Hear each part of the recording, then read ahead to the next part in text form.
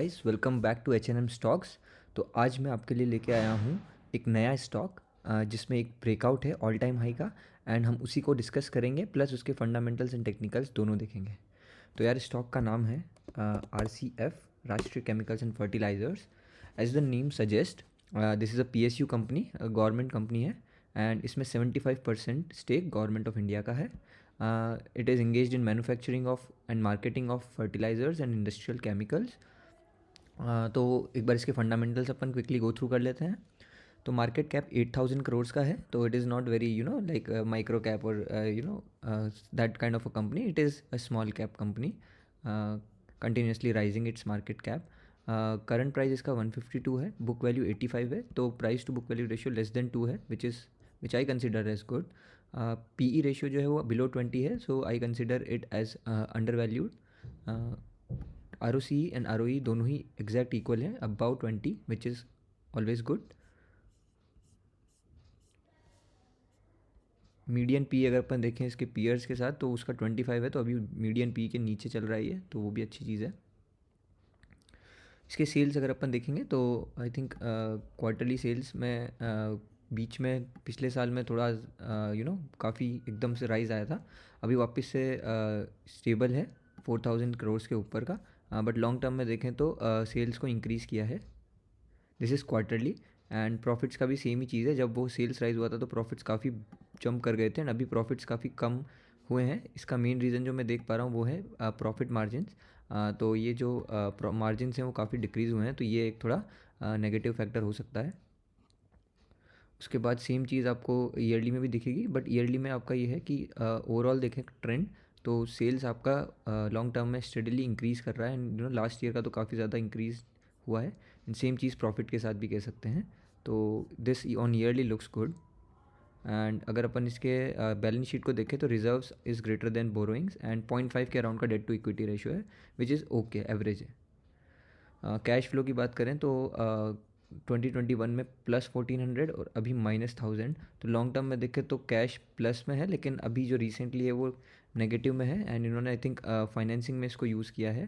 तो that needs to be like more research into कि क्या यहाँ पे कैश फ्लो में सीन हो रहा है। उसके बाद अपन इसकी प्रमोटर होल्डिंग में आते हैं। तो गवर्नमेंट ने अपना स्टेक जो है 75% वो मेंटेन किया है काफ़ी टाइम से। तो I think that is always good. Recent quarter में FII ने इंक्रीज़ किया है अपना होल्डिंग, एंड DII का वहीं है। एंड पब्लिक का माइन्यूट सा जो FII ने लिया है वो वाला पार्ट डिक्रीज़ हुआ है। तो this is also positive factor.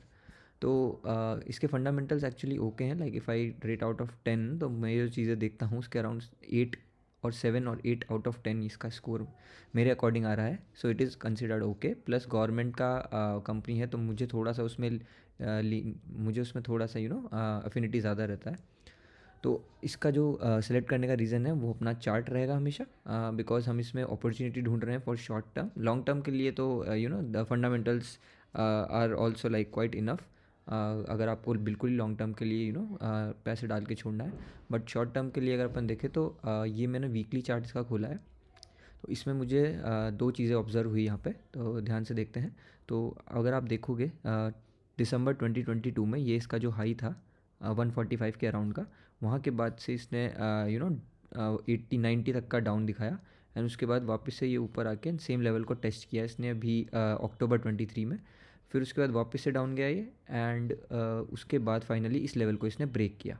तो ये जो अपना पैटर्न बना वो एक तरह से कप एंड हैंडल पैटर्न बना है, डिस्टॉर्टेड।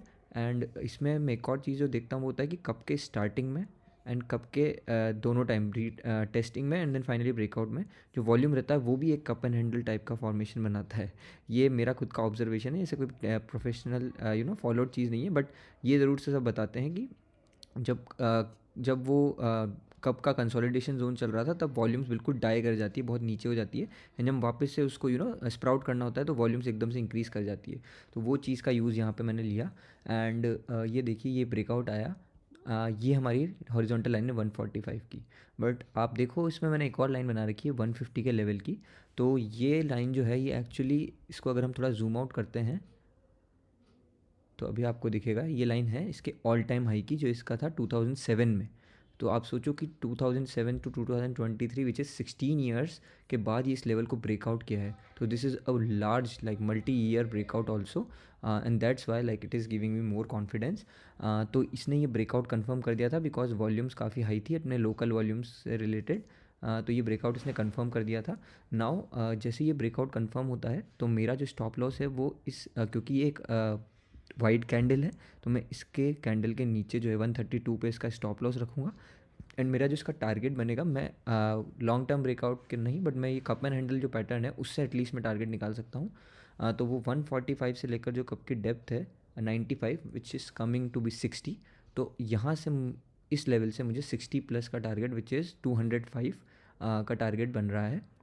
तो वहाँ तक मैं इसको वेट करूँगा with a stop loss of 132. तो रिस्क टू रिवॉर्ड रेशियो काफ़ी अच्छा है यार. एंड इसने देखो पिछली बार भी जो एक सेलिंग आई थी कल परसों में, उसमें इसने काफ़ी नीचे तक का लेवल भी दिखाया था, बट लकीली फॉर्चुनेटली हमारा जो स्टॉप लॉस है वो ट्रिगर नहीं हुआ 132 का.